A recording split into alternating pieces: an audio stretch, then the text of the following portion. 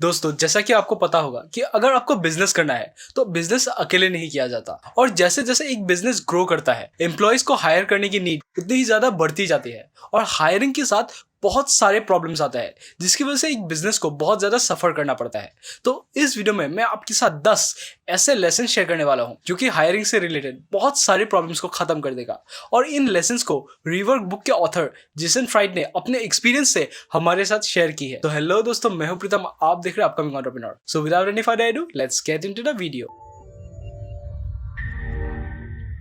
दोस्तों, तो हमारी पहली लेसन है डू इट योरसेल्फ फर्स्ट। देखिए, किसी को भी किसी भी काम के लिए हायर करने से पहले उस काम को खुद करने की कोशिश कीजिए, क्योंकि इससे आपको पता चलेगा कि उस जॉब की नेचर कैसी है। आप और अच्छे से जॉब डिस्क्रिप्शन लिख पाएंगे। आपको ये पता होगा कि अच्छा काम और टाइम पास काम में क्या फर्क है, और आपको ये भी समझ में आएगा कि आपको एक पार्ट टाइमर को हायर करना चाहिए या फिर एक फुल टाइमर को, या फिर शायद आपको ऐसा भी लगे कि अभी के लिए शायद आप खुद ही उस काम को कर सकते हैं। दोस्तों, मैं आपके साथ एक बात शेयर करना चाहता हूँ। हमने अपने चैनल पे 700 सब्सक्राइबर्स क्रॉस कर लिए है और हम 1000 सब्सक्राइबर्स के बहुत ही ज्यादा करीब है। इसके लिए आप सबको बहुत बहुत ज्यादा शुक्रिया। और मैं आपसे एक फेवर मांगना चाहता हूँ कि अगर आपको मेरे वीडियो से वैल्यू मिलती है तो इस चैनल को जरूर सब्सक्राइब कीजिए, और अगर हो सके तो इन वीडियोस को दूसरों के साथ शेयर कीजिए, ताकि मैं और भी ज्यादा लोगों तक पहुंच सकूं, उनकी मदद कर सकूं और हम सब एक साथ ग्रो कर सके। दोस्तों, अब हमारी दूसरी लेसन है हायर व्हेन इट हर्ट्स। देखिए, किसी को भी सिर्फ इसलिए हायर नहीं करना चाहिए क्योंकि आपको वो काम करना पसंद नहीं है या फिर आपको वो काम करने का मन नहीं है, बल्कि आपको सिर्फ तब हायर करना चाहिए जब काम इतना हो कि आप अकेले से मैनेज नहीं हो रहा हो। Hire when it hurts. दोस्तों, बहुत सारी कंपनीज सिर्फ इसलिए प्रॉब्लम में आती है क्योंकि उन्होंने एक्सेस लोगों को हायर कर दिया होता है, यानी कि उन्होंने ऐसे लोगों को हायर किया होता है जिनकी उनको असल में कोई जरूरत नहीं है। दोस्तों, अब हमारी नेक्स्ट लेसन है pass on to great people. ये मैं आपको बहुत ही सिंपल और इजी तरीके से समझाता हूँ। देखिए, हर कंपनी चाहता है कि उनके पास बेस्ट से बेस्ट टैलेंट हो, लेकिन अगर आप उनको उनके लेवल का काम नहीं दे सकते तो आप इनडायरेक्टली अपने ही कंपनी का नुकसान कर रहे हैं। जैसे कि आप एक मैनेजर को प्रिंट करने या फिर कॉफी लाने के लिए नहीं बोल सकते, तो ऐसा अगर आप करते हैं तो वो उसकी सेल्फ एस्टीम को हर्ट करेगा और शायद वो आपको छोड़ के भी चला जाए। दोस्तों, अब अगली लेसन है स्ट्रेंजर्स एट अ पार्टी। दोस्तों, क्या आप कभी भी ऐसे पार्टी में गए हो जहां पे आप किसी को नहीं जानते? इनफैक्ट वहां पे मोस्ट ऑफ द पीपल किसी को नहीं पहचानते। तो ऐसे पार्टी में लोग ज्यादातर बात नहीं करते और वो इधर उधर की बातें करके बस टाइम पास करते हैं। तो इसी तरह जब एक स्टार्टअप बहुत ही जल्दी जल्दी नए नए लोगों को हायर करती है तो उस कंपनी का एनवायरनमेंट उस ऑकवर्ड पार्टी की तरह हो जाती है, जहाँ पे कोई भी किसी के साथ ऑनेस्टली कन्वर्सेशन नहीं कर रहा, वहां पे सिर्फ लोग टाइम पास कर रहे हैं। तो इसलिए ऑथर ने कहा है कि आपको हमेशा स्लोली हायर करना चाहिए, ताकि एम्प्लॉयज के बीच में एक बॉन्ड क्रिएट हो और उनकी कम्युनिकेशन में ऑनेस्टी हो, वो ऑनेस्टली अपने काम को करे। दोस्तों, अब अगली पॉइंट है ईयर्स ऑफ इररिलेवेंस।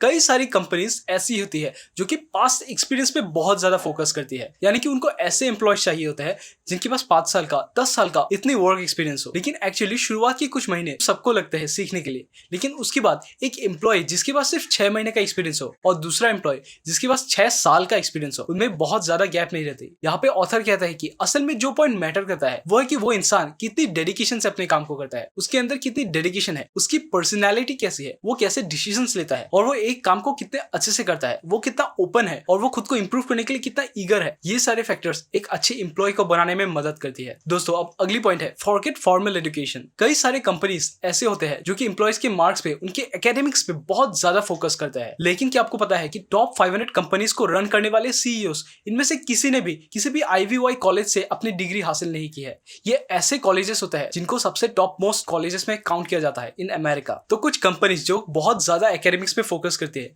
ये अप्रोच शायद गलत हो सकती है, क्योंकि एकेडमिक्स के बाहर भी बहुत सारे ब्रिलियंट लोग हैं जिनके पास बहुत ज्यादा पोटेंशियल है। दोस्तों, अब अगली लेसन है एवरीबॉडी वर्क्स। दोस्तों, कुछ ऐसे लोग होते हैं जो कि दूसरों को सिर्फ काम डेलीगेट करते हैं, यानी कि वो खुद तो कुछ काम नहीं करेंगे लेकिन वो दूसरों को काम डेलीगेट करने में एक्सपर्ट है, यानी कि दूसरों को अपना काम दे देते हैं। और अगर उनके पास कोई काम डेलीगेट करने के लिए नहीं होता है तब वो कोई और काम बना के दूसरों को दे देता है, लेकिन उनका मेन मोटिव होता है कि दूसरों को सिर्फ काम डेलीगेट करना है। तो ऐसे लोगों से हमेशा दूर रहना चाहिए, क्योंकि ऐसे लोग काफी होते हैं एक ऑर्गेनाइजेशन को नीचे खींचने के लिए। दोस्तों, अब अगली पॉइंट है हायर मैनेजर्स। आपको किसी भी पोटेंशियल एम्प्लॉय को हायर करने से पहले आपको यह देखना चाहिए कि क्या उन्होंने अपने पास में किसी प्रोजेक्ट पे काम किया है, उन्होंने अपनी पिछली कंपनीज में कैसे काम किया है, क्योंकि आपको ऐसे लोग चाहिए जो कि टास्क को मैनेज कर सकते हो, जिनके पास एक विजन हो, वो विजन देख सके। क्योंकि जब आप ऐसे लोगों को हायर करते हो जो कि चीजों को मैनेज कर सकते हैं, तब आप और आपकी टीम अपने काम पे ज्यादा फोकस कर सकती है और आपको चीजों को मैनेज करने में अपनी एनर्जी बिल्कुल भी वेस्ट नहीं करनी पड़ेगी। दोस्तों, अब अगली लेसन है बेस्ट बेस्ट आर एवरीवेयर। दोस्तों आज की डिजिटल दुनिया में